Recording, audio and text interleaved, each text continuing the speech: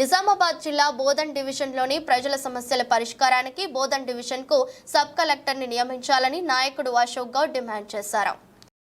నిజామాబాద్ జిల్లా మరి బోధన్ ఏదైతే రెవెన్యూ డివిజన్గా దాదాపు మనకు స్వతంత్రం వచ్చిన తర్వాత తెలంగాణలోనే అతిపెద్ద రెవెన్యూ డివిజన్గా రూపాంతరం చెందడం జరిగింది.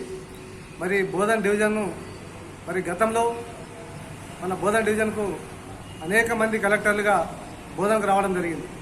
మరి ఈ మధ్యకాలంలో మరి తహసీల్దార్లకు ఆర్డీఓకు ఈ విధంగా ఆర్డీఓకు బాధ్యతలు అప్పచెప్పడము, మరి ప్రభుత్వ కార్యకలాపాలని అస్తవ్యస్తంగా స్తంభించిపోవడం వల్ల మరి సుదూర ప్రాంతాల నుంచి వచ్చేటటువంటి ప్రజలకు అసౌకర్యం కలిగి మరి ప్రజలకు సరైన సమయంలో పనులు చేయకపోవడం వల్ల మరి ఆర్డీఓ ఆఫీస్ కూడా నిర్లక్ష్యంగా వ్యవహరిస్తుంది. కాబట్టి వెంటనే ఏదైతే కాంగ్రెస్ ప్రభుత్వం తెలంగాణ రాష్ట్రంలో ఏర్పడిందో మరి మొన్నటికి మొన్న రేవంత్ రెడ్డి గారు కూడా ఆర్డీఓ ఆఫీసులకు సబ్ కలెక్టర్లను నియమిస్తాని మొన్న ఉత్తర్వులు జారీ చేయడం జరిగింది.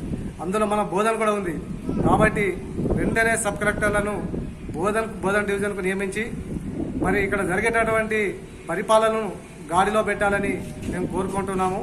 ఎందుకంటే బోధన్ డివిజను అతి ప్రాచీనమైనటువంటి బోధన్ డివిజను మరి తెలంగాణలోనే 68 డివిజన్లలో మరి బోధన్ డివిజన్ ఒకటి చాలా పెద్ద డివిజన్.